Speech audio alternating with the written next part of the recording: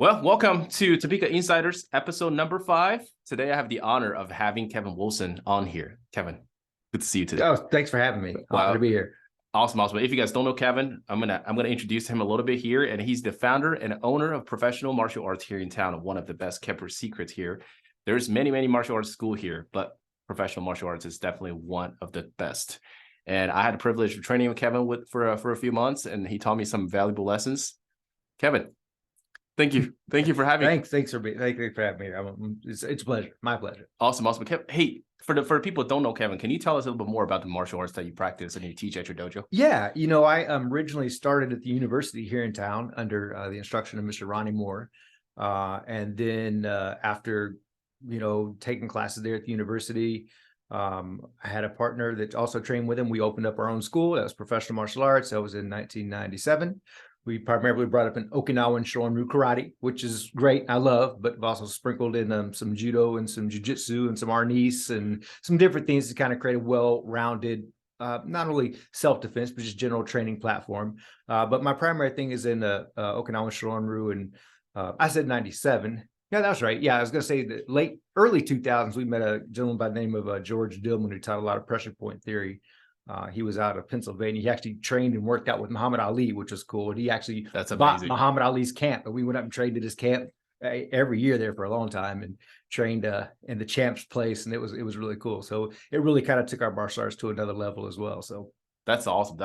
So what's the main difference of the style that you practiced? Because I know for karate, there's a lot of styles or denominations, whatever. Sure. Yeah. And what's interesting is there's just such a huge overlap that we're many times are teaching the same things. Lots of times I'm not a history buff when it comes to some of the stuff, but some people are. And as I understand it, that lots of these things originated in different areas, as different villages and different stuff. And so they were kind of family taught for a long time. A lot of the original martial arts came over to the States from Okinawa and Japan and stuff after World War II, because a lot of soldiers trained over there. Really? So it's a lot of them. So, but it was interesting because it's kind of tricky because a lot of what they were taught wasn't really good because we were kind of fighting, so they were like, well, we're not going to teach them all our good stuff. So they taught them kind of children's karate. So a lot of that kind of evolved here from a more watered down version of the arts. But, karate, Japanese kicking and punching art, Taekwondo,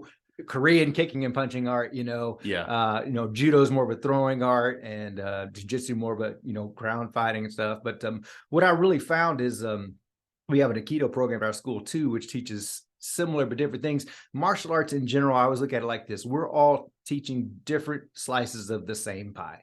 We all are operating out of the physics that we have to deal with in our martial arts training, with the human body, where it's weak, where it's strong.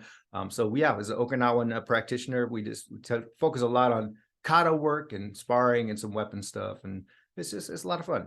That's awesome. I coming from a martial arts background, I just realized definitely Kevin was on the master level, because he taught me some of the stuff I never even thought about, the philosophy, all that stuff, because I feel like when you were demonstrating some of the stuff, all that stuff was coming out based upon the philosophy you're trying to kind of teach your students. Like, what's that main thing? Would you tell us a little bit more about the philosophy that you believed in behind martial arts that you're trying to? Yeah, it's interesting. And we've talked a little bit about this before, is that, so much of when the arts were originated, they were originated truly for self-defense. I mean, they were dire situations.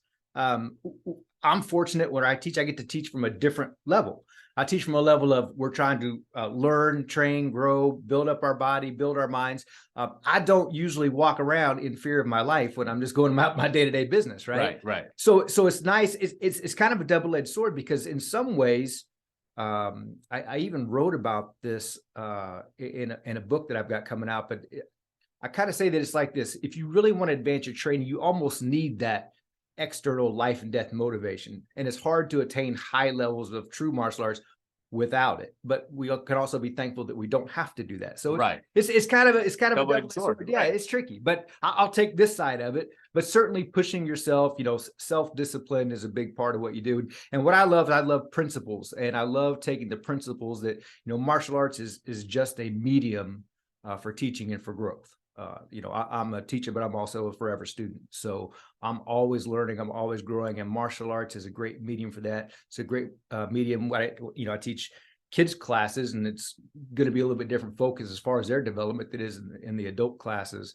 But all of us are growing and working to attain better things in our lives, and martial arts is just one medium with that. In fact, I have to mention this as we're talking about that.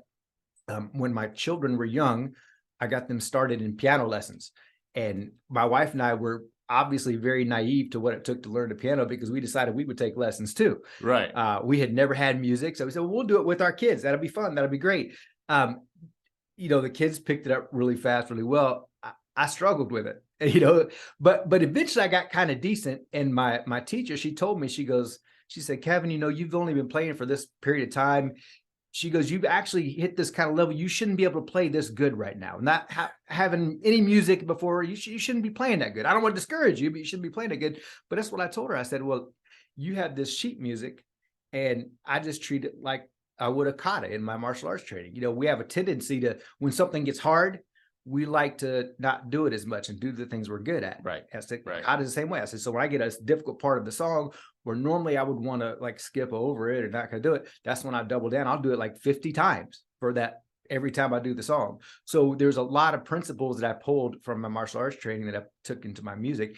And to be honest, now we kind of make the joke. I talk about music all the time in my martial arts classes, and then when I'm taking my music lessons, I talk about martial arts all the time, because again, different slices of the same pie, even very seemingly different arts. So it's just been a great experience. We actually even wrote a book about that learning process. Okay, I brought it to show you today.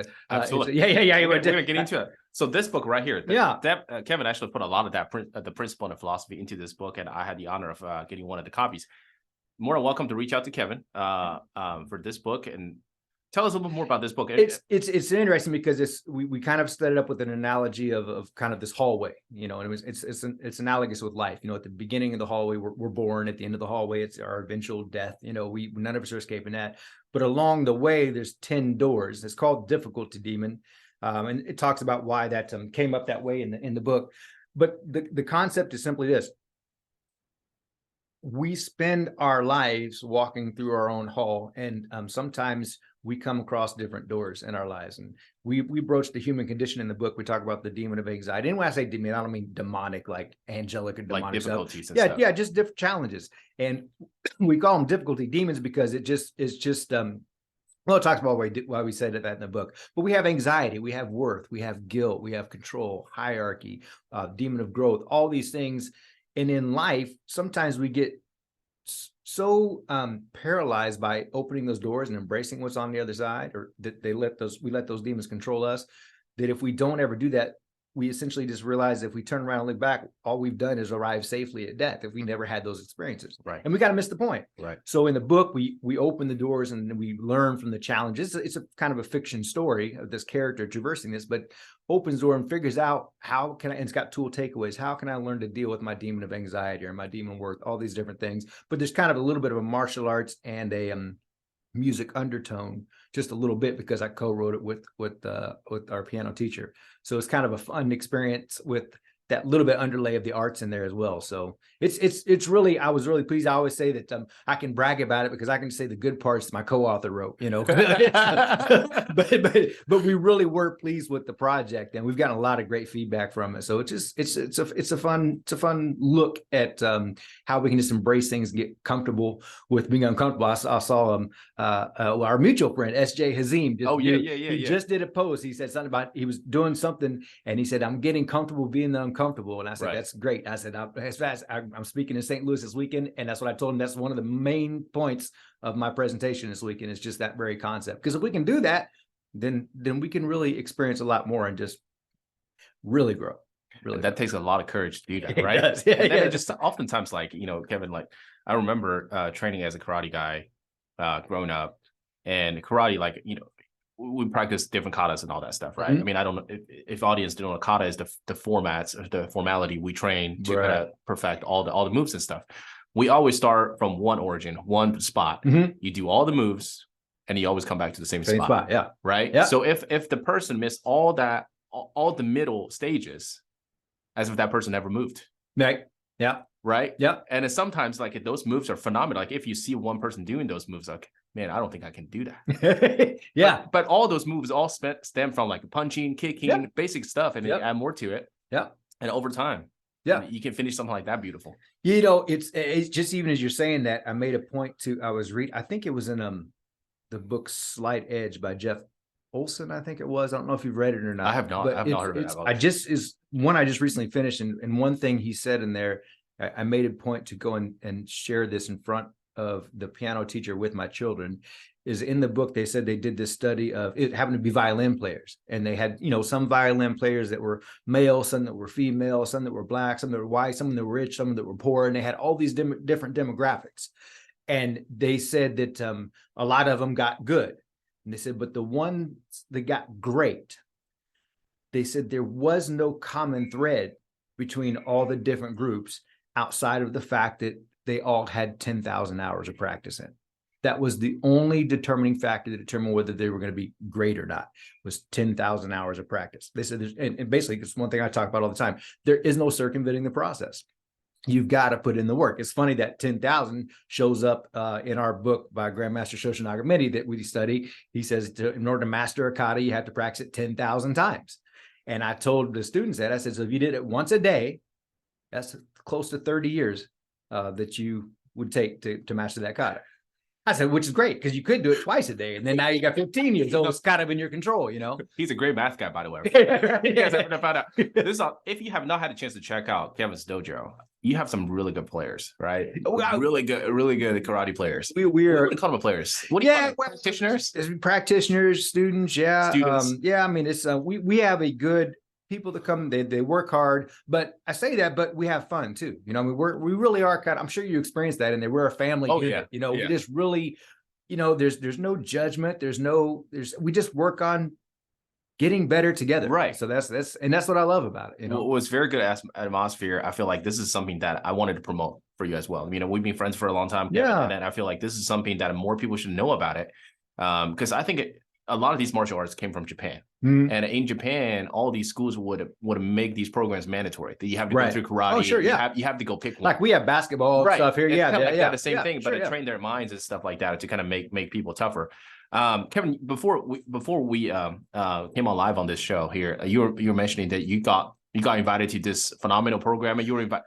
By the way, Kevin's so humble. And he was nominated one of the 100 most established or distinguished martial artists in the States, and he's going to be part of a book. Can you tell us a little bit more about that, Kevin? I can, yeah. Yeah, it was the Bill Wallace Living Legacy Award that I was nominated for, Bill Superfoot Wallace, and it was an honor. They recognized 100 people. I don't know how they got my name, you know. You got a good reputation. That's what it is. That's what it is. But somebody, I got some suspicions on how the lineage worked, but it was truly an honor to be recognized for that. But what was really neat that came out of it as well is they kind of did, they had this nice award, Bill Wallace Award, but then they did this book that was just a write-up of these 100 martial artists. So it's basically kind of like your resume, you know. So they have your picture in there, and it talks a little bit about your different accomplishments in the martial arts and in life in general. What was really cool was when, after that was done, they actually reached out to me because they were doing this project on the martial arts, centering around success in life, leadership, and business. You know, is by martial artists, not necessarily just about martial arts, but by martial artists. And they had some really, really interesting authors on this book collaboration. And based on the CV that I sent them, they said, we really want you to be a part of this. So we just, in fact, I just sent out a thing today to some people. I got until tomorrow a pre-sale price that we can do. We're going to do it at the end of next month, a big kind of, just sort of book campaign, because I'll finally be able to get the copies in. I haven't even read the book yet, so awesome. I read my part, but I had one of the other co-authors reach out to me. I didn't know him, but he said, "Hey, I read your stuff. It looked really good. I really appreciate you sharing your information." I told him, "Yeah, I can't wait till I get my copy so I can read everybody's too." Yeah. But it was an honor to do that because, again, martial arts, just like with music, just like with many things, it really is the meeting. Or the medium for self-development, for continued growth. So I just love having those opportunities to do that. So it was quite an honor. I appreciate you bringing it up. Thank you, Kevin, for sharing that. I'm going to copy that link in the description of this video as well. Yeah, Kevin, I got to ask you this question though. Okay, I grew up, I did a karate for about 4 or 5 years, Yeah. right? It's one of those things, and I was a teenager, and then my passion for karate went out. It just like, not my thing anymore, right? Right, sure. And so you found a new passion. But Kevin and the professional martial arts just celebrate 25th anniversary, and I was honored to be invited to the Yeah, we're celebration. glad It you was came. huge. Yeah, A lot of people showed up. it was Say, fun. like, a lot more people than I It was thought. more. It was more party like. Yeah, it was fun. It was fun. The parking lot was just all full. And how did you keep your passion for doing something? Because basically repetition, right? Yeah, yeah. It's funny you say that because I remember my mother asking me one time. I used to teach a lot more than I do now because I got two kids. I was going to say young kids now, but they're getting older. But I got two kids now, and we do a lot of things as a family. But I used to teach a lot more. And when I did that, I remember my mom asked me one time. She goes, "Well, how do you teach all those classes all the time?" I say, "It's so busy." Well, it's easy. I'm the one with the keys. I gotta be there. I gotta go. But when I was, so you said you did martial arts as a younger person, teenager. I really Right. always wanted to, but that path never crossed. I don't know why. It just didn't. And it wasn't until I was 19 and got started at the university. And So you started a little later. I did. I started later. So Okay. I was 19 years old. And I mean, when I started, I loved it. And I really felt like I was now trying to make up for lost time because I didn't do it when I was younger. So, I mean, I was eating, drinking, sleeping martial arts for, those early years, Yeah. Now that wasn't sustainable, but I did. I found that that happy balance. And, it is interesting how it just, I'll give you an example. I've got some workout routines I try to do and stuff, and I measure how much I'm working out and all that. Right. And I don't even count my martial arts as working out because it is just what I do. Lifestyle. It is just part of my lifestyle. It's just what I do. So it's really not, to me, there's not a part of my mind, at least right now, that processes just not doing it. So it is just part of what I do.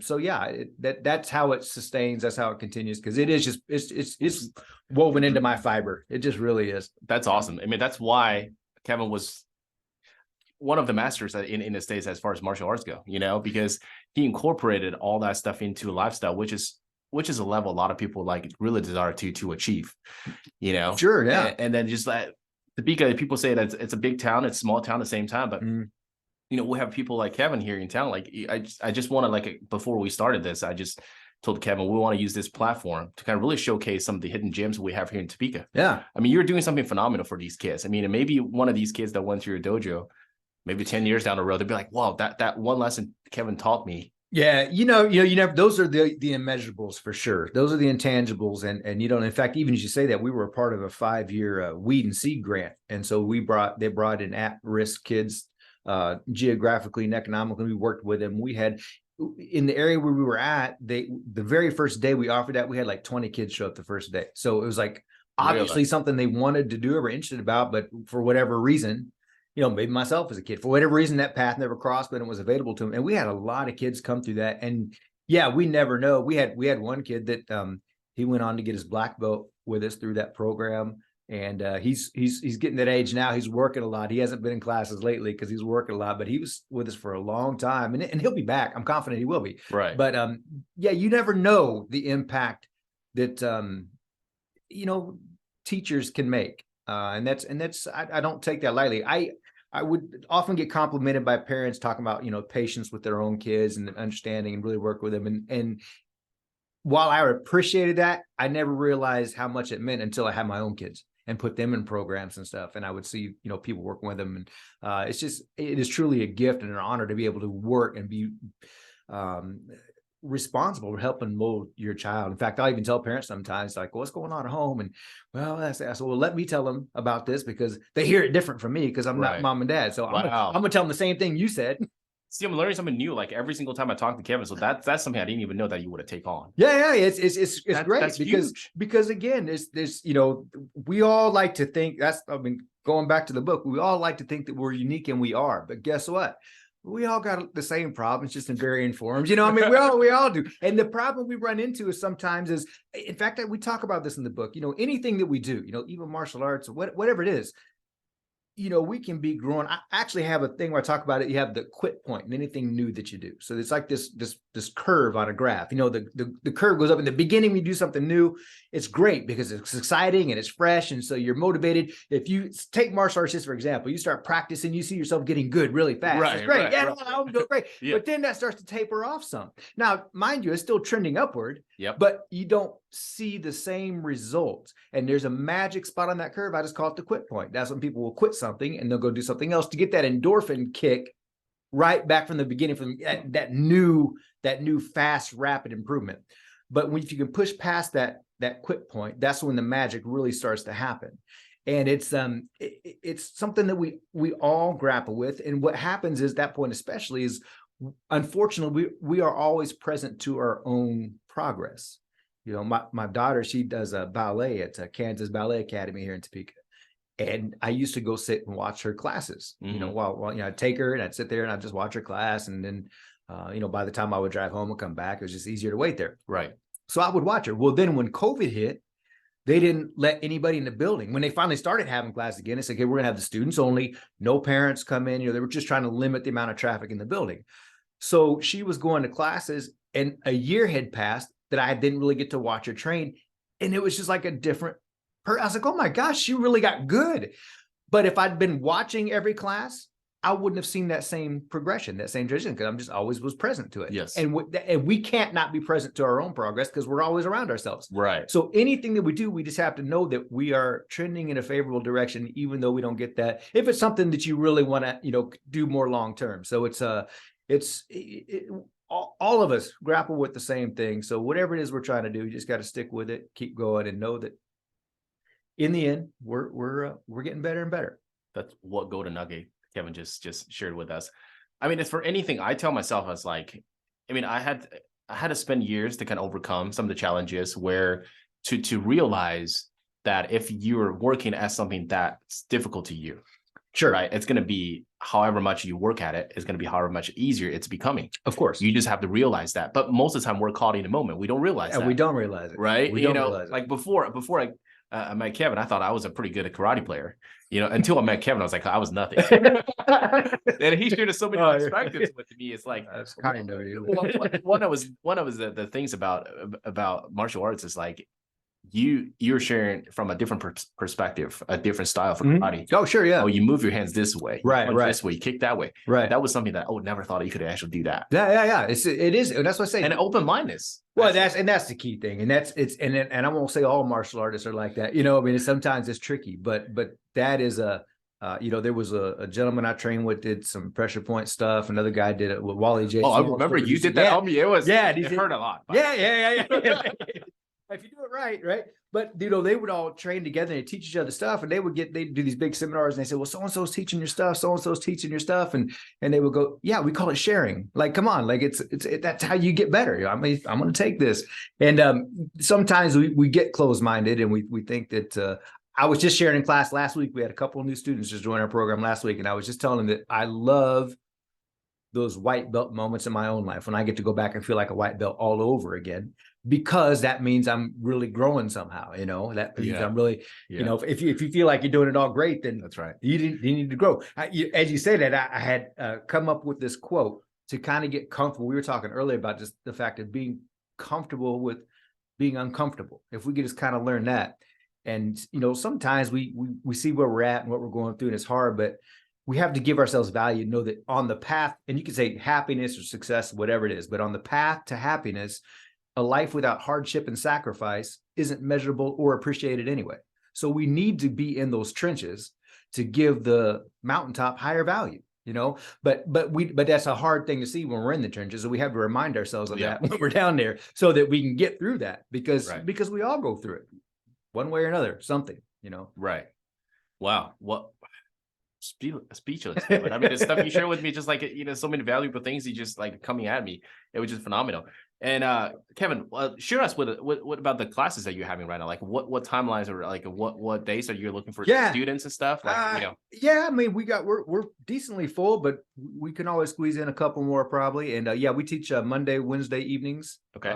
We have kids class at 5:30, 6:20, and then adult class 6 6:30 to 7:20, and then we have an Aikido program after that. They go from 7:30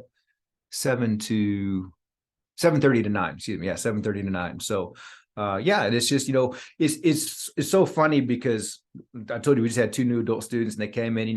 It's funny because the kids come in pretty comfortable. Adults are always more reserved, but that's what I told them. I said, remember, everybody in this class, we all had a first day too. Right. I said mine was over 30 years ago, but I still remember it. Right. It's just that powerful. But that's okay. After a while, it will just become second nature. That's what you do. We have them. It's always funny because you have the kids like to yell, so you tell them to give their ki, the Japanese word for yell. We teach them to yell, and they do it no problem most of the time. But you try to get a grown person to yell. It's hard for them. But they have to break through that. They do. But after a while, that's what I'm saying, is after a while, it just becomes second nature, just what you do. So it's just funny to see that growth process. But yeah, we're always welcoming new students. We have a good time training. Absolutely. You guys definitely need to go check out Kevin's dojo. There's a lot of history there. I remember walk through the hallway. It's kind of like I was walking through a memory lane, right? You have all the pictures and stuff, how you started. Yeah. And Kevin has not aged, by the way. The pictures I saw. I just turned 50, so I'm feeling all right. You still have a long time ahead of you, Kevin. Thank you so much for what you've done for Topeka and for the future. And if there's anything that a community we can help you, please let us know. Reach out to Kevin. Kevin, what are you looking for? What's your vision for the next 5 years for your dojo, like an impact on Topeka community? Yeah, it's interesting because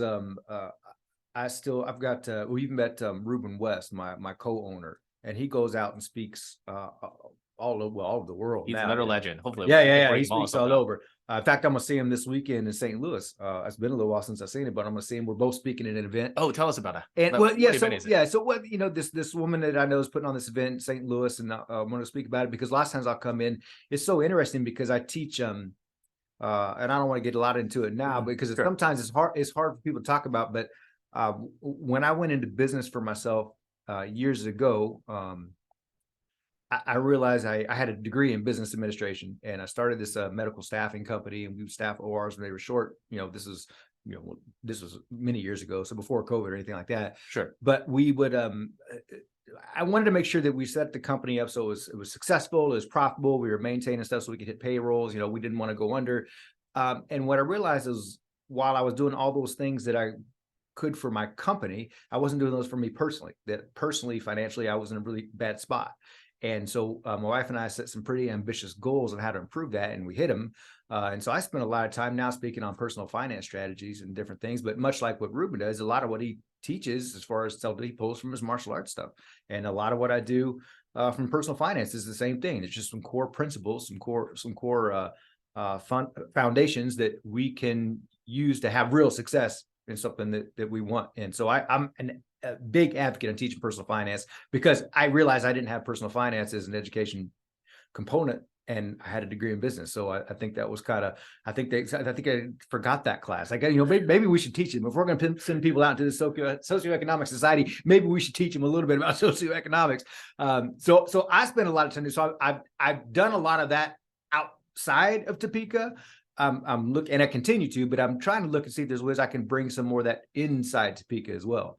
I know I did a pilot program for Topeka Collegiate a few years back, went pretty well, but it's tricky because there's only so much time I can commit to things. So I'm trying to figure out what. Right. So I do, and I've been working on an online curriculum actually to help be able to reach more people very cost effectively. Right. That'll bring that out. So that's a lot of what I spend my time doing as well. It's just trying to teach those things that if we can manage our finances better. I mean, that's top of the list when it comes to, and we talk about that with when it comes to your anxiety, your self-control, all that. Yeah, money is a big component of that as well. So oftentimes money is the measurements of all those things that you have to do in order. It's kind of a measurable element. Yeah, it's got some tangibility to it, so that you can actually touch it. Like you can't just say, okay, well, I have this amount here. Right? Yeah, it doesn't come out just out of nowhere. Right. You got to either work for it or you rob the bank. Right. You still got to work for it. Yeah. Right. So wow, that's so interesting. It's and we do lots of things. Robert Kiyosaki, who wrote those Rich Dad Poor Dad series. Yeah. He has one of my favorite quotes that I'll bring up. I think almost every time I go speak on it is he says that people spend money they don't have to buy things they don't need to impress people that they don't even like. And I said, that's a lot of people's financial plan. So, and it's not a good one. So when we can take a step back and realize, you know what, maybe I can find worth in myself without feeling like I call it chasing the 10%. You know, if I have 10% more house, I'll finally be happy. If I have 10% more car, 10% more time off, you know, 10% whatever, you never catch it though. You always want more. So if we can stop and realize, you know what, maybe I can figure out a way to make a plan and be a little more content with what I have and work the plan, maybe it'll yield better results. So little things. That's so interesting, because the two things you talk about, martial arts and the personal finance, right? They really kind of intertwine together. Oh, they are. I feel like, you know, you got to have discipline to do both. And at the same time, is like, if I feel like all the martial artists, and most of them, I would say that I know, or I saw on videos and stuff, they all have that intrinsic confidence coming out of them, because they just, they were built up, you know, from the inside, right? Yeah, sure. At the same time, like if a person is already confident on the inside, they would not necessarily go out to kind of buy things unnecessary to kind of right. Sure. No, I think there's a lot of value in that statement. Yeah, for sure. Yeah. It's you know, we spend too much time you know, and I'm sure there's whole psychology courses built on this whole concept, but we spend far too much time sitting back and being comparative. And you know, it is interesting. I mean, I don't know what platform this will go out on, but you know, social media is one of those. It will be on social media. Yes, I mean, so you know, somebody will say we spend some. I'll tell you this. I'll share this short story. My wife's a nurse anesthetist, and she was looking to several years back, kind of looking for a job change. So she was looking for, you know, a job. Obviously, she wanted decent pay, you know, but she was really looking for more time off. But she needed good health benefits. So she did what a lot of us do with social media. You know, you see so and so taking a vacation, and you think everybody's taking a vacation except for you. You know? And you see so and so with their spouse, and you think, oh, everybody's in a successful marriage except for you. And you see so and so with their kids. Oh, everybody's got good kids and a good family except for you, right?